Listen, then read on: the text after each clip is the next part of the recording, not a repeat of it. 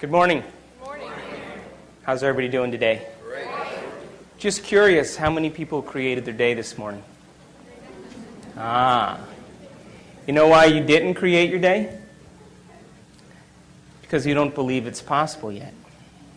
You see, if you knew it was true, you would wake up every morning excited to create your day, right? So we have to begin to understand then that we have an understanding of philosophy. The movie was great philosophy. It's what I call dinner conversation. It's got a lot of principles of quantum physics and neuroscience and biology and genetics and receptor site physiology. All of that information is really great. But we have to begin to put the rubber to the road. We have to take this information in some way, apply it to our life, right? Otherwise, it's just good philosophy, and nobody's changed from anything. So today I'd like to spend a little time with you and see if we can make some sense out of the world of quantum physics and your mind. Are you guys interested in that? Yes. Okay. So I was leaving my office a couple months ago, and my staff member handed me this sheet of paper, and she said, "Listen, you have to read this, quick," and I'm on my way to catch a plane, and so I grabbed this piece of paper, and it's this woman who decides to create her day. And she says, "Well, I never considered myself a special person, and so I'm going to create my day, and I'm going to ask for a sign without a doubt that lets me know that I'm special, and I want it to come in a way that surprises me and it leaves no doubt in my mind that I made contact with the field."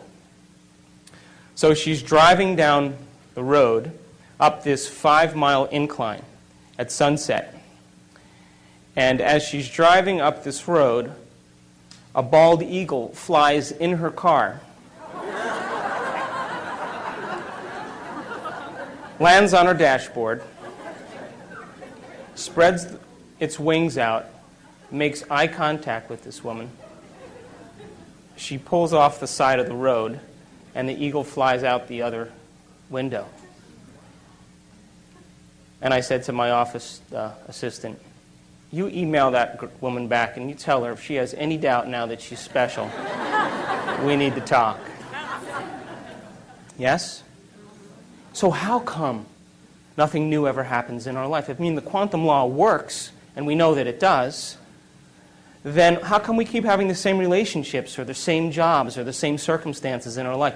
How come it's so routine and predictable that it seems that Newtonian physics is the law? Because we haven't mastered this idea called observation. So this one particular researcher says, "Well, who do I know that knows how to pay attention really well?"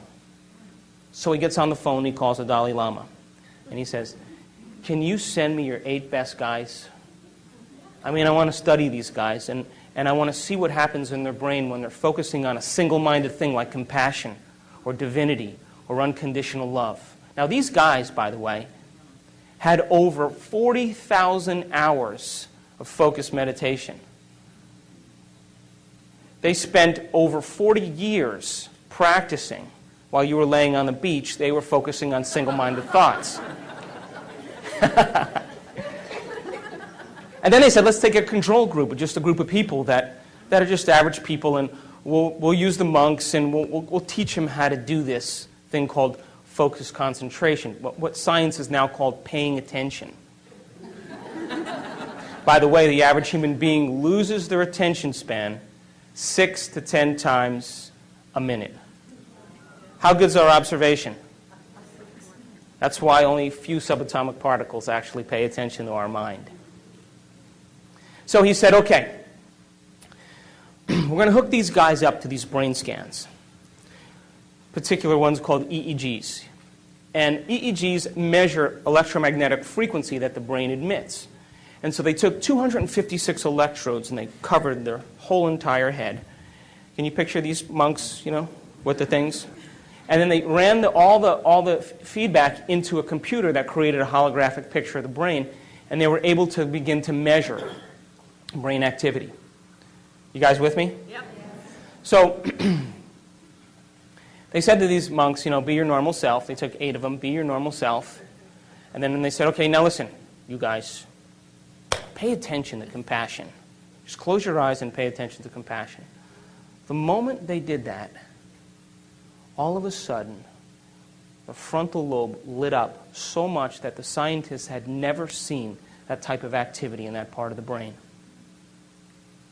Now then they took the control group and they said, all right, you guys, pay attention to one thing. And of course, what happened? My back hurts. How long is this going to take? I don't really want to do this. Am I doing it right? Well, I wonder what my kid's doing. I got to buy dinner, all that stuff. And guess what happened to their frontal lobe? Meh. Nothing. Nothing. Now, in one particular monk, there's a part of the frontal lobe on the left side, which is really the happy spot in the brain. And this guy's left frontal lobe was so ignited that the scientists said, this guy's got to be the happiest guy in the world. They'd never seen activity like this before. But then the scientists began to think about this, and what they said was, maybe paying attention and concentration and observation is a skill. Just like tennis or golf, and you can improve it if you keep practicing it. Now think about this. The brain is the instrument that we use. It's the machinery for us to process thought. How many people will accept that? And it also has some automatic processes that allow us to function. But for the most part, it's the greatest area in the body where there's the greatest number of neurons clustered together. And where you have the greatest number of neurons clustered together, you have the greatest intelligence. So the brain is the central clearinghouse of intelligence. Mind, by the way, is what the brain does. Mind is the brain in action. It's the brain at work. When we can measure a working brain, we're studying mind. You guys with me? 6 to 10 times? Hello? You guys with me? So mind is when the brain is in action. So when we're using functional brain scans and we're studying how the brain works, we're studying this concept called mind. You understand? Yes. Then here's my question. If the brain is the instrument for intelligence or processing thought, and mind is what the brain does, if you can improve the way your brain works, who's doing the improving? And it's that nasty 13-letter word called consciousness. That's the only solution. Consciousness is our self-aware, free-willed individual that is really not the body, is not the brain, and is not the mind. As a matter of fact, consciousness is what manipulates the brain to produce mind. You understand that? The brain processes 400 billion bits of information every second. You know that? I said it in the movie.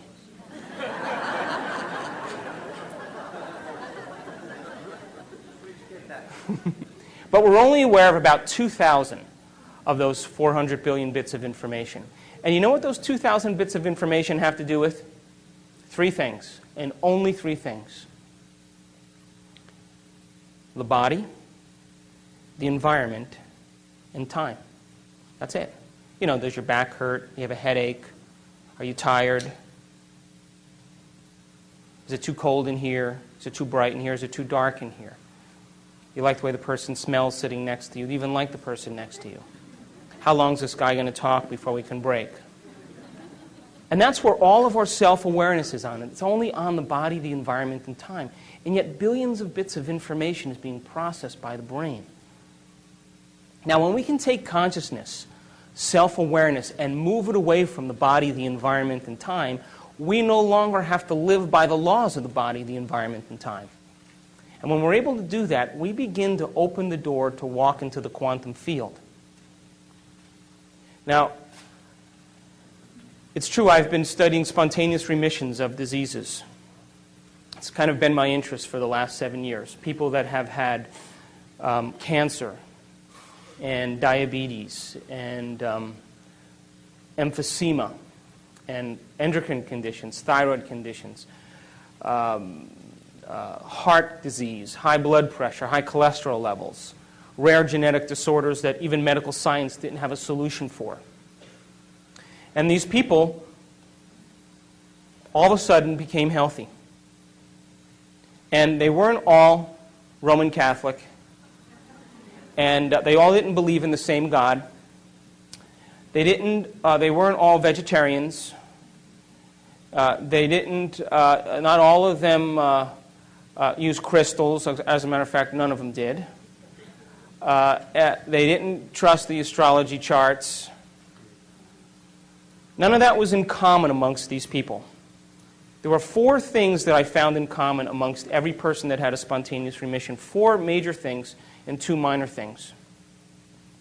The first thing that was in common with every person that had a spontaneous remission was that every person accepted and believed that there was an intelligence that lived within them. Did you hear what I said? Within them. That somehow was giving them life. There was some spiritual aspect of themselves that didn't exist. Where does religion always say that is? They didn't say that. They said, I'm connected to some mind that's so much greater than my mind. I'm connected to a force that's so much greater than me. A will that has so much more will than I have. And loves me more than I even love myself. And they said, if I could just make contact with this intelligence, it would do the healing for me. Does that make sense? So what they said was, they said, you know, I'm riding on the back of a giant, and I just got to learn how to whisper in its ear. Now, I want to demystify this a little bit, okay? Because when we talk about spirituality or spiritual, laws, everybody all of a sudden has no imagery in their brain to be able to process that, right? It's nebulous.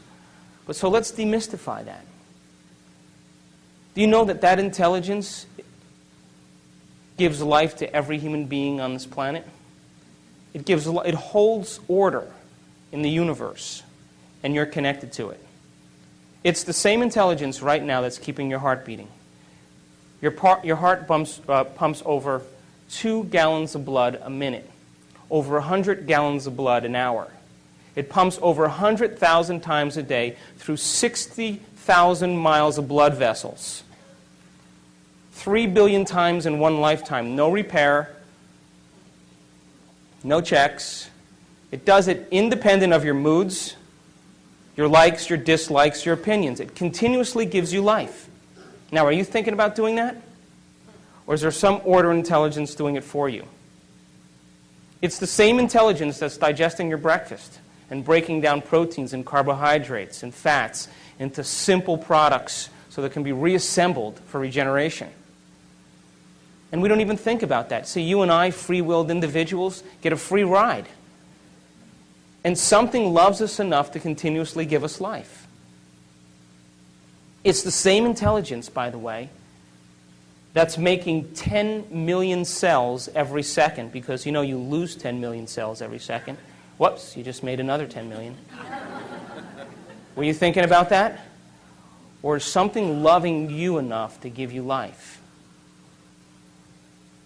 And that in every single cell in your body, out of the 100 trillion cells, one cell goes through 100,000 chemical reactions a second. Now multiply that by 100 trillion. And if you don't think that we're connected to a greater mind, we need to rethink it. And that there are little enzymes that zip through your DNA. There's 3.2 billion nucleic acids that make up DNA in one cell. As a matter of fact, geniuses, if we took one DNA, the whole strand of DNA out of one cell, and we straightened it out, it would be 6 feet long. You have enough DNA in your body to go from here to the sun and back 150 times. So they said, something has assembled who I am. It's got a greater mind than I do, because I don't know how to do any of this stuff. And it's got a greater will than I do, because I don't think I can keep my heart beating more than a few seconds without thinking about my Visa account. And it loves me enough to put up with me. And they said, I gotta just surrender. I gotta get out of the way enough to let this thing do it for me. I just gotta direct it and then get out of the way. That was the first thing they had in common. The second thing they had in common is that they all said this. You know, my thoughts, or my attitude, an attitude is a cluster of thoughts pasted together. My attitude created my condition. I've been a victim for the last 15 years. I could never get over it, and it's worked really well for me to get what I want. Or I've been an angry person, and I've hated my parents for the last 15 or 20 years, and I got to stop that. It was actually me and who I was being that created this state of health that I'm in. You with me? Yes. Now, do you know that every time you have a thought, you make a chemical? And if you have great thoughts and unlimited thoughts or happy thoughts, you make chemicals that make you feel happy or good. And if you have negative thoughts or bad thoughts or contracted thoughts, you make chemicals that make you feel bad. Does that make sense? Yeah. So imagine, right? You have an insecure thought. What's the next thing that happens? You feel insecure, right? Now here's the bad news. The moment you start to feel insecure, the next thing you do is you start to think the way you're feeling, which then makes more chemicals so that you can feel the way you're thinking and think the way you're feeling. And we get caught in this loop between thinking and feeling. This is the human drama. And what ultimately happens, listen to this, is that feeling becomes the means of thinking. And what that really means then, geniuses, is that mind is now immersed in the body. You're not thinking as a mind. You're not thinking as a conscious being. You're thinking as a body, because body is determining the outcome based on a feeling. So we call that a state of being. So the person can't think any other way than the way that they feel. So they wake up in the morning and they feel bad and they start to think bad and then they start to feel bad and they spend the whole day perceiving their day based on a feeling. Now, the body should be the servant to the mind. When this happens now, it's the mind that's the servant to the body. Quantum law still apply? Absolutely, which means then that the person can only live out their genetic destiny. Nothing new will ever happen. Am I making sense? Yeah. Now, the third thing they had in common is that they all said this. You know what? I have to reinvent myself. I got to become somebody else. I can't be this miserable victim for the rest of my life. I got to become somebody else. Now, the moment they did that, they started to ask themselves some really important questions. Questions that most people don't have the time to think about. Questions like, what would it be like to be a happy person? Who do I know in my life that's happy? What would I have to change about myself to live in joy? Who in history do I admire that was great? And at what point did I lose it and believe this is who I am? And the moment we ask those important questions, guess what part of the brain turns on? Frontal lobe. You know why? Because when we're running automatic programs that determine who we are, we're using the rest of the neocortex. It's all based on association and memory. When we stop those automatic programs, it's the moment when you ask those important questions, the brain puts the brakes on and has to reassemble a new way of firing to produce an answer to that question different than the way you've always thought. You understand that? So they put the brakes on to the automatic programs and they said, what would it be like? They started to speculate because the brain, the frontal lobe is the speculator. It's the part of the brain that likes to examine the what-ifs. And they started to gather information. They started to read at the same time as contemplate about a future. And their brain started to reorganize itself in a new way. You with me? So, do you think that you can change the circuits in your brain by thinking about it? Do you? So I did this experiment a little ways back. They took these people who never played the piano before.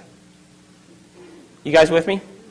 And they separated them into 4 categories, and they said, listen, we're going to scan your brains before you learn these exercises, and then we're going to scan your brain after. And all you have to do is show up for 2 hours a day in practice for 2 weeks, okay? And just follow the instructions. And we're going to hook your brain up to these sophisticated scans, and we're going to see what happens before and after.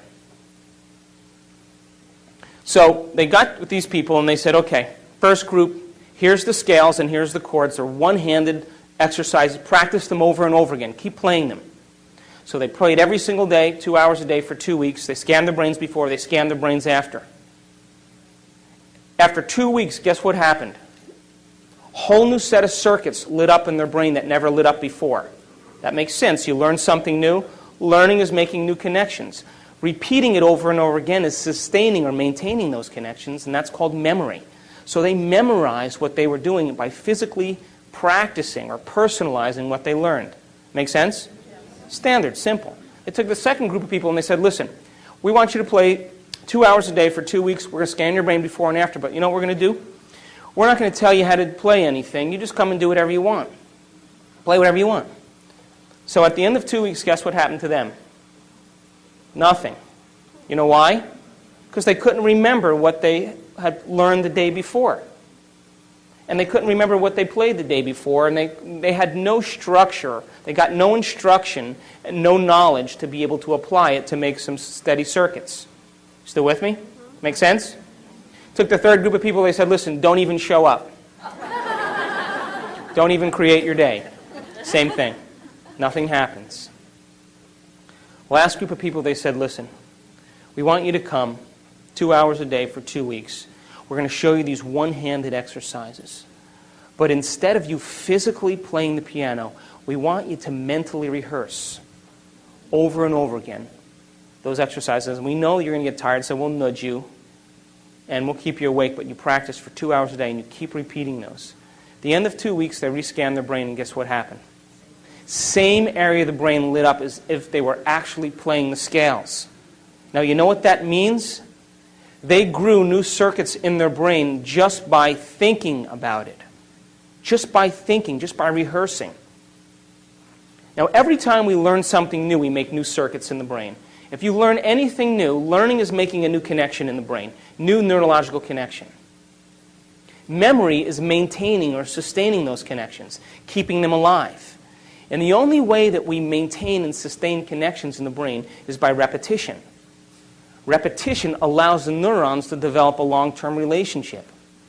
So these people, every single day, made it the most important thing. They gave up their social engagements. They gave up television. They said, I'm going to mentally rehearse the greatest ideal of myself every single day. And as long as I keep doing it every day, what's going to happen to those circuits? They're going to light up and become the more sustainable circuits to act as a platform of who they will become in the future. Am I making sense? Now, the last thing that they had in common, which I find the most important, is that during this process of rehearsal, while they were sitting down rehearsing who they were going to be, just like the piano players, rehearsing over and over again, they had long moments where they lost track of time and space. In other words, they became so involved with what they were doing that when they opened their eyes or they lifted up their eye masks or when they turned the lights on in the room, it was 2 hours later and it only seemed like 5 minutes. They were so involved with what they were doing that they lost the feedback of the body, they lost the feedback from the environment, and they lost track of time. And the moment that that happens, geniuses, that's the moment we walk through the door to the quantum field. And that is the moment, by the way, according to neuroscience, that we repattern and rewire the brain. And by the way, guess what part of the brain is the most active when we do that? Frontal lobe, because isn't it true that we're making thought more real than anything else in that moment? And because the frontal lobe is the orchestra leader, it has its connections to the rest of the brain. And what it does is it quiets down the association centers, the thinking centers. It quiets down the motor centers. You don't want to move, you get still. It quiets down the emotional centers. And the only thing that's real is the thought. And when we capture that thought in the frontal lobe, when the frontal lobe captures it, as we hold that thought there, what happens is the rest of the neurons in the brain will pattern and make circuits to capture that thought and reflect it as a footprint of whatever we're focusing on. Does that make sense? Because it's as if we're experiencing it. And when we make new circuits in our brain, by the way, do you think that we'll perceive things that maybe already existed but we never really saw? Do you think that's possible? Do you think that the person who lives practicing being a victim every day gets good at it? Turn that on automatically? Is it natural and second nature? And how will they perceive their world based on how they're wired? According to the law of a victim. Would you agree? Everything is a reason to suffer. Would you accept that? Simple quantum law, right? So if you made new circuits in your brain, do you think you may process or see things in your reality different because now you're wired to see them? Do you accept that? Yeah. So if I put up a picture of a Monet on the screen up here, and I said to you, isn't that a beautiful picture of what Monet painted? You guys would all say, oh yeah, that's beautiful. And then I took the picture down and I said, did you guys know anything about Monet? Do you know that he spent 44 years of his life teaching himself how to see things differently? And he thought that every person was too busy to stop and pay attention to light. And he loved light. He loved the light first thing in the morning, and he loved the light at sunset, at the twilight hour. And he said that the golden light of the twilight hour and the brightness and the opalescent light in the morning actually colored reality. And that he said, if I can capture this in my paintings and make things bright enough and capture light, maybe people will stop and look and see what they never pay attention to. And then he said, you know, the wisteria and the bridge are one and the same. I can't paint them separate. They're the same to me. And as he got older, he developed cataracts. And the cataracts were so thick that when he looked at the light, it diffused the patterns. So he began to more and more paint exactly what he was seeing. And the doctors urged him to have an operation, to do something to help him. And you know what he said? I worked too hard to see this way. Now, if I took that painting and I put it back up on the screen, would you see it differently? Would you agree that because you learned new knowledge and new information, you made new circuits to perceive what was already there, but you never paid attention to? Yes. Reality is the same way. How about the wine connoisseur? A 1992 Cabernet Sauvignon Silver Oak Alexander Valley. Good bottle of wine. You take that and you give it to the wine connoisseur and he lets it breathe. He knows about tannins. He knows about alcohol content. He knows about oaky flavors. He knows about grapes. He knows about age. He knows about aroma and sweetness. You think his brain is wired to perceive what wine is all about? Did he pay attention through knowledge long enough period of time to wire his brain to perceive subtleties in wine so that he would enjoy every single taste in that wine? Yeah. You take the person who drinks the screw-off tops, you give him the 92 Cabernet, what happens? I don't taste any difference because he's not wired to. Do you understand? Reality is the same way. The reason that the movie is so great is because now you're paying attention to things that you normally never paid attention to. But do they exist all the time? Yes. If the brain processes 400 billion bits of information every second, is it possible that we're missing some of reality? Yes. Is it true? Yes. So now, science used to say that the brain was hardwired, meaning that it was, wired so intently from genetics that you're going to be born a certain way, and then you're going to turn out just like your parents. And that's the end of the story. So it's a predetermined life, and, get what you can in the process. And now what they're saying is, whoops, we lied. It's not true. You see, the brain is hardwired. There's certain definite areas that are hardwired because the human brain has been around for hundreds and hundreds of thousands of years, whether you want to believe it or not. It's been around for millennia. And this process of learning has developed the brain. Now, when the sperm and the egg come together in utero, right around the 3rd month of life, the cells start to differentiate and we start to make neurons. And they start migrating north up to the skull. And then around the 6th month of life, we start making these connections. A neuron looks like an oak tree. But it's not big like an oak tree. It's tiny and it's flexible like cooked spaghetti, and it's leafless. And it's 3-dimensional. And where neurons connect with other neurons, that's called a memory, something that we've learned. That's information being exchanged.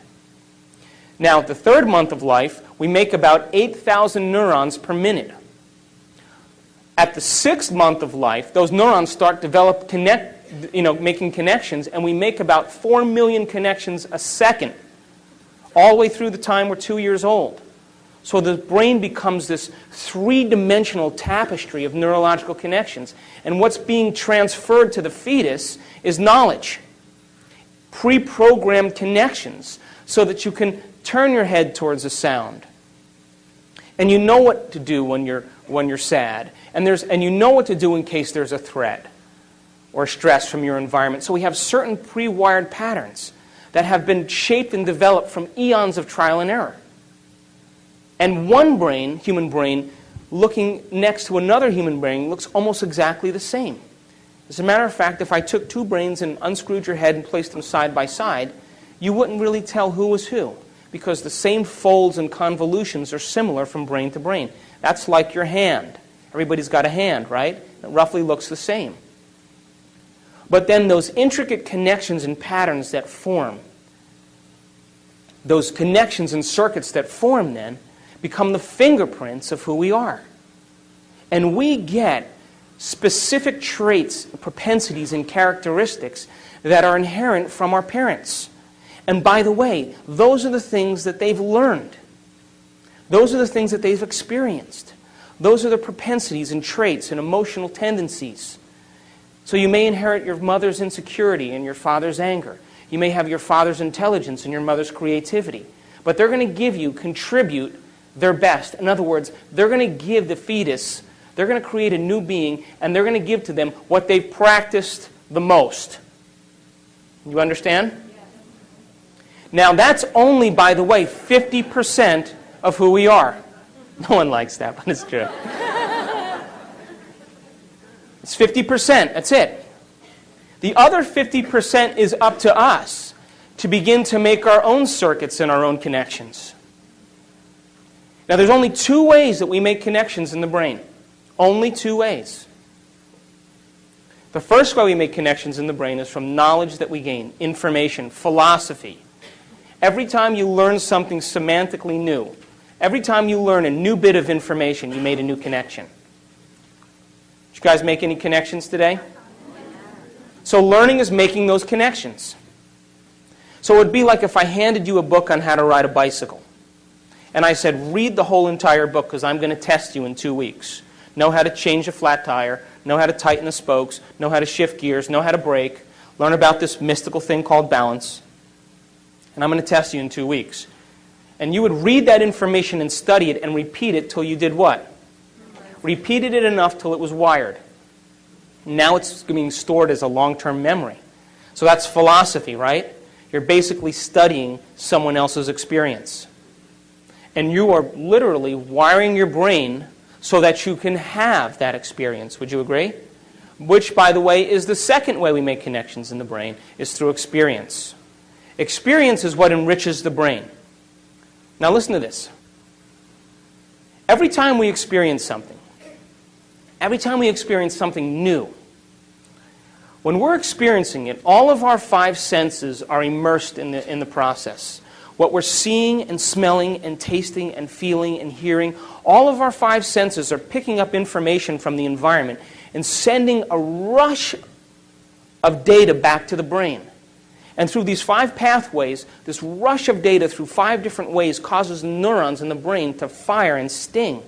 And when they do that, they release these chemicals called neurotransmitters that make us feel a certain way. So the end product of an experience is called an emotion or a feeling. Still with me? So then, if an emotion or a feeling is the end product of an experience, then, if we keep experiencing the same emotions every day, what does that tell us? We're not having any new quantum law apply to that? As a matter of fact, if you keep your mind on those same emotions, by the law of the quantum realm, basically, we're putting our attention on something that we already know from the past. And what do we get? More of the same. So when we live by emotional propensities and emotional addictions, what we're really saying is, my observation is on something that's familiar to me based on the past, and I will keep observing it to keep it intact so that my future looks just like my past. And people who say, well, I don't want to, I'm suffering terribly, but I don't want to leave this relationship because it doesn't feel right. Which really means I'm too addicted to feeling to do anything else. Because the moment we give up the continuity of thinking and feeling, we break the addiction. All of a sudden, all the cells of the body, who are used to getting all those molecules, all of a sudden go like this. What is she doing up there? She's no longer providing the chemistry to make me feel the way I like to feel. So they get together and they say, okay, well, let's send a message back up to the brain. Right? And all the cells send the message back up the brain, and what happens? You start to hear these little voices, right? Go ahead, come on, get angry. Go ahead, come on, feel bad. That's because that's the body telling you that it's used to some chemical state. That's the body determining reality. And when the body determines reality, what it's saying is that we are living based on some past addiction. So emotions and feelings are the end product of an experience. And when we experience something, the feeling that we have from that experience helps us to remember the experience better. Would you agree? Absolutely. Do you know where you were on 9/11? Do you know? You know why you know that? Because you remember the feeling, right? So the feeling helps you remember the experience better. So if feelings and emotions are the end product of an experience, and the person is experiencing the same feeling every day, what does that tell you? They're defining themselves from some past experience. Are there new experiences, geniuses, to have in the quantum field? Yes. That have new emotions? Could you create a new experience that's going to produce a new sensory feedback to the brain that's going to have a new emotion? And that new emotion then will help you to remember that experience better? And so can you picture in the quantum field future experiences that you would like to have that have nothing to do with survival? Yes. Nothing to do with pain? Nothing to do with sexuality, nothing to do with success and power and control, but all those virtues that we secretly hope for, those are the end products of being able to experience something different than survival. But you see, we're so wired for survival that the human being thinks that what's happening out there is more real than what's happening in here. Do you know that it takes 17 years, according to the latest research, 17 years for a new piece of information to be implemented into the current system? So we're living by past paradigms. The reason you're here, by the way, is because you believe in something else. Is that true? Yes.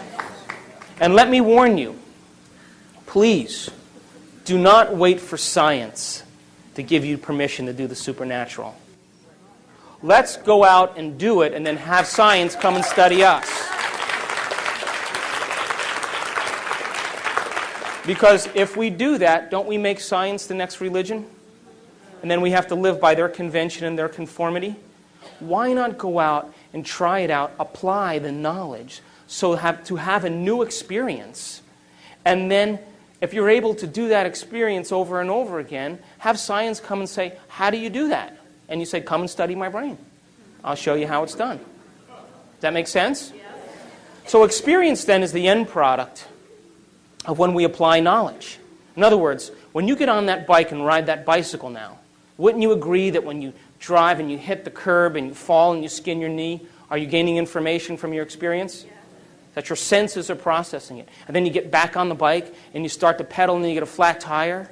You have to get off the bike and you start changing the tire and you scratch your knuckle on the spoke. Are you getting more information? Help you understand what it is to ride a bicycle? Then you get back on the bike and you start to pedal up the hill. And oh my God, your legs are burning. Are you still learning from the experience of how to ride a bicycle? You're remembering that. Then you get to the top of the hill, and all of a sudden you go down the hill and all the pain goes away and the wind is blowing in your face and your hair's standing up and tears are running off the sides of your face. Is your senses processing more information? Are you recording that about the experience of how to ride a bicycle? And you start pedaling so fast that the chain falls off. So you got to get off and change the chain, and as you're changing the chain, you put the chain back on and then you wipe your nose and get your grease under your mouth. And then you smell that smell. Are you still learning? Are you associating now from the experience of what it is to ride a bicycle? So the richness of life is experience. So knowledge and information is for the mind and the brain. And experience is for the body. And knowledge is the precursor to the experience. In other words, we're only limited by our knowledge. And when we can take knowledge and personalize it, we set ourselves up for a new experience. As a matter of fact, the whole reason to be alive is to learn something new, modify our behavior to produce a new outcome. That's called evolution. Now, what makes us so unique, geniuses, as human beings, is that when other species are subjected to harsh environmental conditions, right? They have to continuously expose themselves to it over and over again until they start to modify their behavior. Thank you. And as they start to modify their behavior, after several generations, they may be able to change their genetics and produce a way to acclimate or change as a result of that environmental stimuli. What's that called? Evolution, right? But that may take thousands of years. Human being doesn't have to do that. Human being, because of the size of the frontal lobe, can change in a year, can modify themselves in a week, can become a different person in a day. We can evolve ourselves and become somebody else and not have to go through the long continuum of trial and error. But you see, the brain only exists in two real states, according to me. At my present state of ignorance. Two real states. We have survival and we have creation. And creation falls under the category of learning and experiencing. And survival falls under the category of responding to the environment so much that it then becomes, listen to this, it then becomes the environment that is creating our reality. Did you hear me?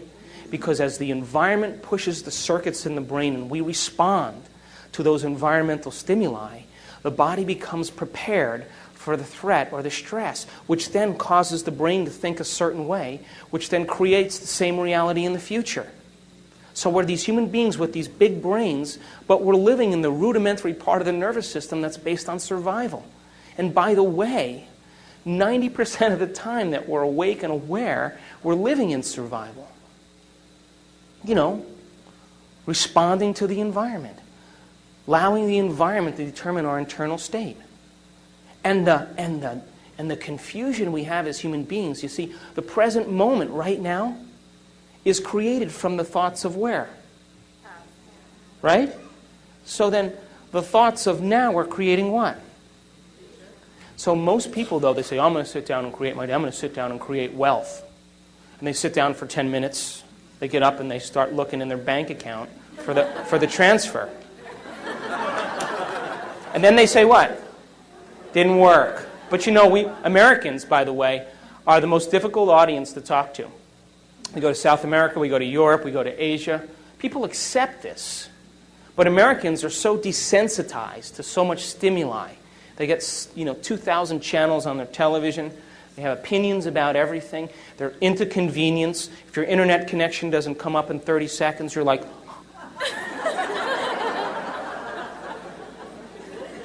And so if we don't get what we focus on in our arrogance, we all of a sudden say it didn't work. Well, the quantum field works. It's us that don't work. And as we begin to develop the skill of paying attention, We're holding on to an observation, by the way, independent of the environment, independent of our body, independent of time. And by the way, those are the heroes that we fall in love with, isn't it? Whether it's Martin Luther King or William Wallace, or Churchill, or any of those guys, you know what they said? They said, my observation matters. And I'm going to hold on to this thought. And I don't care how long it takes. And I'm going to hold on to this thought, and I'm not going to compromise it for anybody. Nothing in my environment is going to cause me to let go of my belief. I'm going to hold on to this observation, and I don't care what it feels like, because I'm accepting this more than I'm accepting anything else. And you can do whatever you want, but this is what's more real to me. And when we have that skill of observation, don't you think that the observer is going to start getting on board? Don't you think that's possible? So we have to develop that skill. We have to develop that skill. And because we're so prone to convenience that when it doesn't show up the same day within a matter of moments, we discount its possibility. Why not fall in love with an abstraction? Something that you haven't experienced yet. But if you can put all of your mind into that abstraction, don't you think that that abstraction will be your future? Don't you think that's possible? And don't you think you'll wire your brain to be exactly what your future dictates? You see, we can't get anything in our life that we're not first wired for. You can't be wealthy unless you're wired for wealth. So once we're wired for it, implicitly wired, non-declaratively wired, when we've wired it so much that we don't have to think about it anymore, that's the moment we are it. And that's the moment it takes no effort to have the side effect of who we are as a mind show up in our life. Does that make sense? I have a friend who's a millionaire. I went to lunch with him. He said to me, today I lost everything that I owned. Pass the ketchup. And I looked at him and I pushed the ketchup over there, and I was talking to me, and I said, Jerry, aren't you upset? He said, what do you mean? I said, well, you lost everything you owned. He said, what? He said, I am money. I've made it thousands of times. I've made it 100 times. I'm going to go make it back in 2 weeks. So the question is, who are we going to rehearse ourselves to be every morning? Can you rehearse in the morning your greatest ideal and activate those circuits? And as you rehearse those ideals for yourself and activate those circuits, won't they be the platform of who you become?